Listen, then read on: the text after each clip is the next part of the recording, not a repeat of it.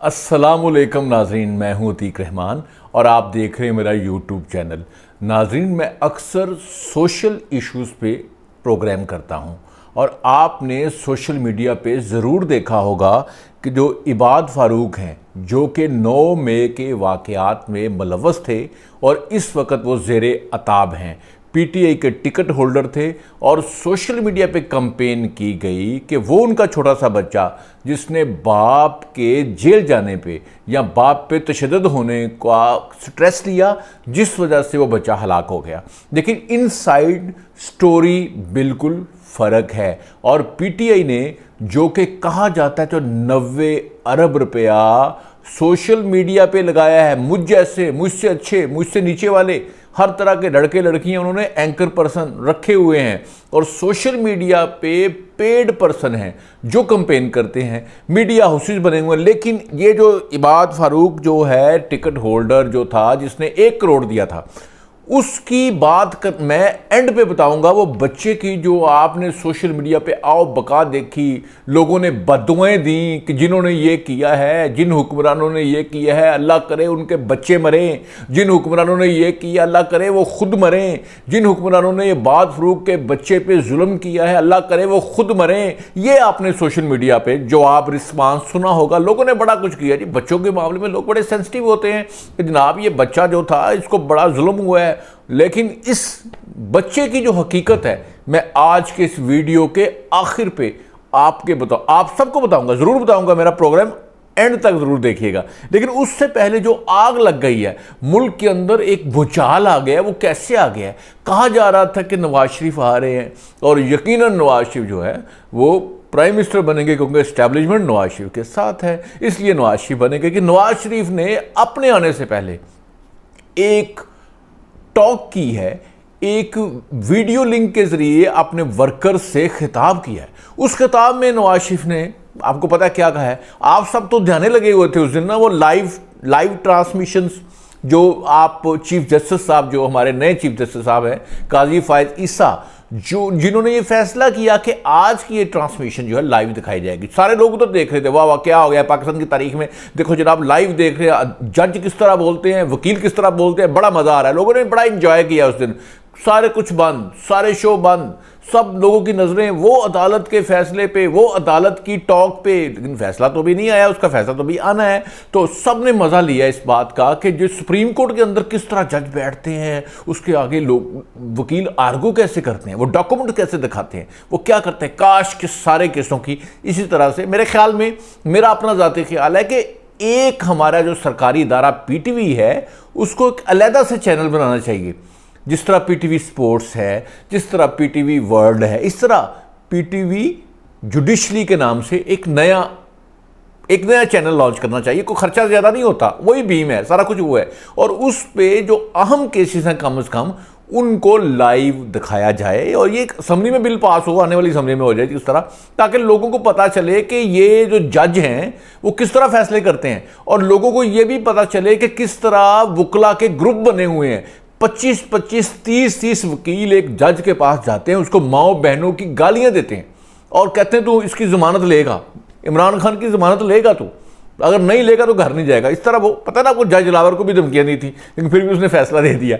इसलिए मैं कहता हूं ये लाइव ट्रांसमिशन होनी चाहिए सारे केसों की, अहम केसों की, और स्पेशली इमरान खान के जितने भी उस पर केसेज हैं उनकी लाइव ट्रांसमिशन होनी चाहिए। और उसके बाद जो नवाज शरीफ पे दोबारा भी कोई केस सुना है, खुलने वाले हैं, कोई नैब का है या उसका है, तोशा खाना का, इस तरह का केस है, वो भी लाइव चलना चाहिए। और जो पनामा की अपीलें वो भी लाइव चलनी चाहिए। उसके बाद जो आसफ जरदारी पे केस हैं उनको भी लाइव दिखाना चाहिए। जितने भी अहम केस हैं, मैं कहता हूँ लोग देखें, दूध का दूध और पानी का पानी हो जाएगा।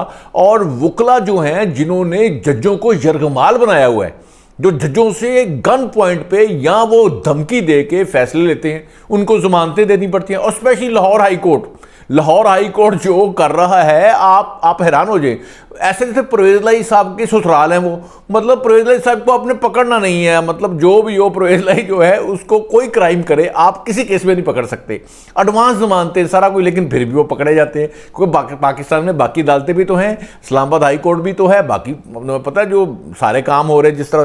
तो वो मैंने अभी इस वीडियो के आखिर पे आपको बताना है, वो जो इबाद फ़ारूक मेरे ख्याल में बात फरूकी नाम था, उसका बेटा जो आपने सोशल मीडिया पे बड़ी आहें लोगों ने भरी हैं, जो गम में मारा, बच्चे की उम्र बिल्कुल थोड़ी है, लेकिन आखिर में बताऊंगा। लेकिन उससे पहले मैं बता क्या रहा हूं कि भूचाल आया, क्या भूचाल आया कि नवाज शरीफ ने वीडियो लिंक के जरिए खिताब करते हुए, बात इधर हो रही थी, मैं जुडिशरी की तरफ चला गया, वीडियो लिंक पे खिताब करते हुए कहा है कि मैं कहता हूं कि अगर हम पावर में आ गए, अगर हम चाहते हैं हम पावर में आ गए, तो जनरल बाजवा साहब को, जनरल फैज़ हमीद साहब को, और वो चार जज जिसमें एक हाजिर सर्विस जज है, उसका नाम भी लिया नवाज शरीफ ने और कहा है इनको हम नहीं छोड़ेंगे, इनको जरूर कटहरे में लेके आएंगे, इनको सजा देंगे। और उससे एक भूचाल आ गया है। लोग कह रहे थे कि इस्टेब्लिशमेंट जो सी है उसके साथ तो उनकी बड़ी अब है सुलह हो गई है, लेकिन नवाज शरीफ ने जिस दिन से ये स्पीच की है वो सारे पानी फिर गया।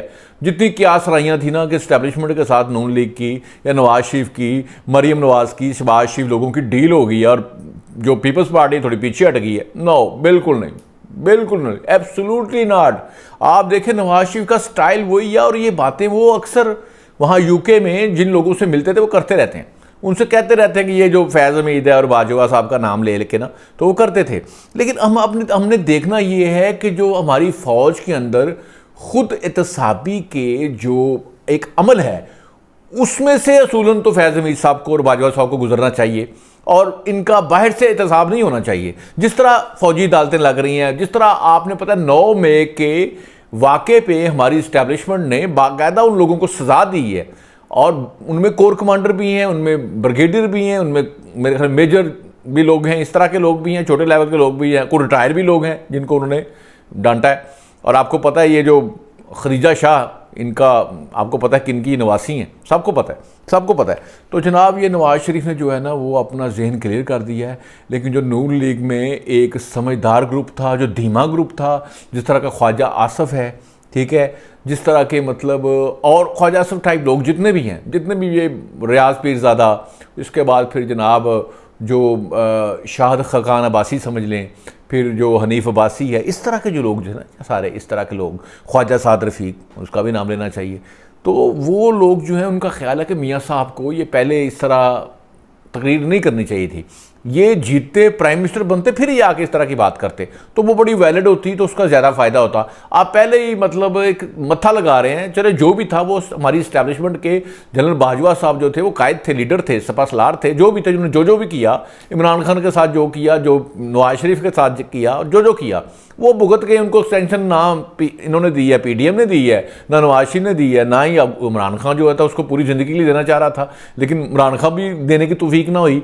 मतलब इमरान खान ने कहा था बाजवा साहब मैं आपको पूरी ज़िंदगी के लिए एक्सटेंशन देता हूँ, जब तक आप जिंदा हैं आप हमारे साथ लगे, आप न्यूट्रल ना हो। लेकिन फ़ौज कह रही थी हम न्यूट्रल हो गए हैं, लेकिन सारा हमारी उम्मीदों पर पानी फेर दिया है 9 मई के वाक़े ने। हमारी जो इस्टेब्लिशमेंट है बिल्कुल न्यूट्रल हो गई थी, बिल्कुल वो सियासत से बाहर चली गई थी। अब हमने वो क्यों गई थी?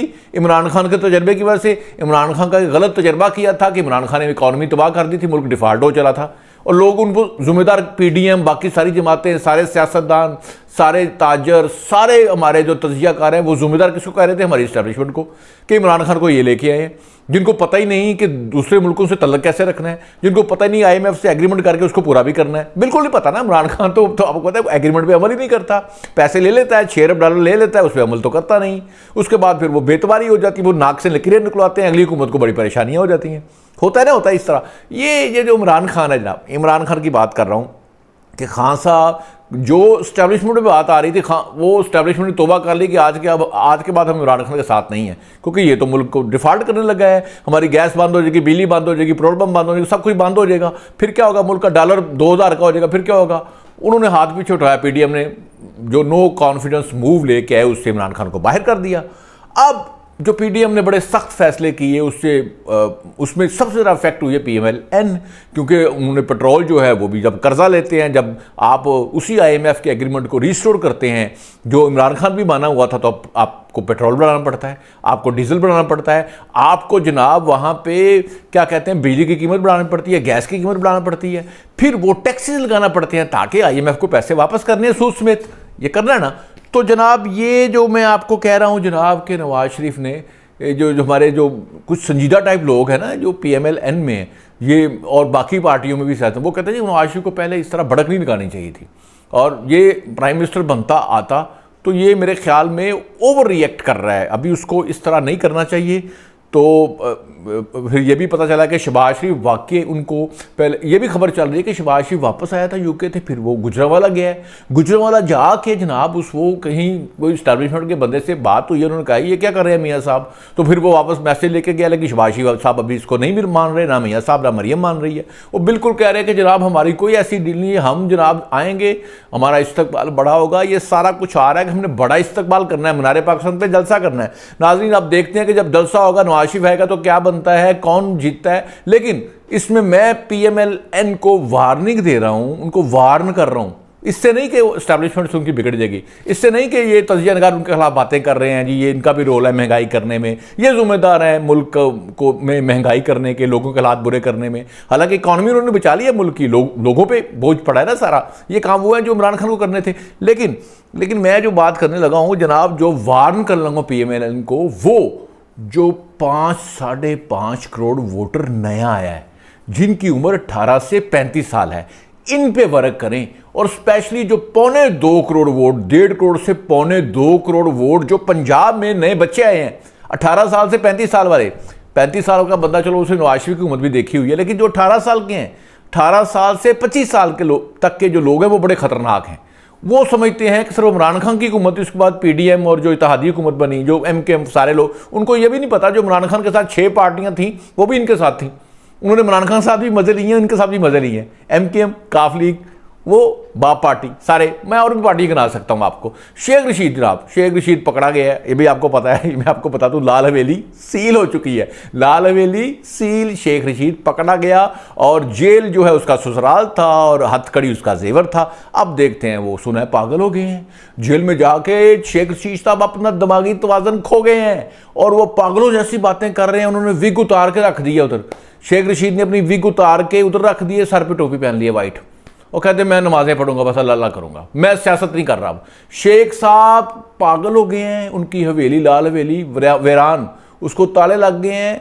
मतरूका जो अमलाक महकमा था उसने उसको सील कर दिया। तो जनाब शेख रशीद साहब फारिग, पकड़े गए हैं, मुराद से ही नहीं पकड़ा जा रहा अभी, डॉक्टर फैसल जवेद, इनको भी पकड़ा जाना चाहिए। लेकिन ये भी नया खून है ना जनाब। अब मैं आबाद फरूक की तरफ आता हूँ जनाब। ये जो बच्चा उसका है जिसकी सोशल मीडिया पे कंपेन हुई है, ये बच्चा जमांदरू पैदा होते ही ये बीमार था, ये ऐसी बीमारी थी इसमें बच्चे बचते ही नहीं हैं।